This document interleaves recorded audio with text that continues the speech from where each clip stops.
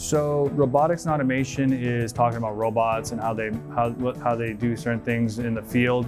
And automation is how we automate them to do specific tasks, and we automate other parts like conveyor belts and other equipment to finalize a task that we prefer. Once they have the basic of AC and DC, and now they're doing the motor controls, we'll put them on industrial wiring, where they'll do more of the conduit bending. They'll learn how to do the threading on the pipes.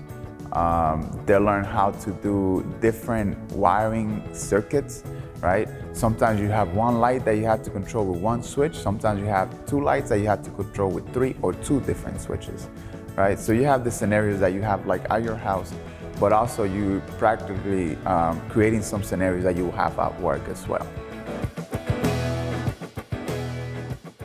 The repetition element in our industry is just you get a lot of injuries with carpal tunnel, different things like that. And so to prevent that repetitiveness, if there's an application to where a robotic arm could simplify that, then that's what we're looking for.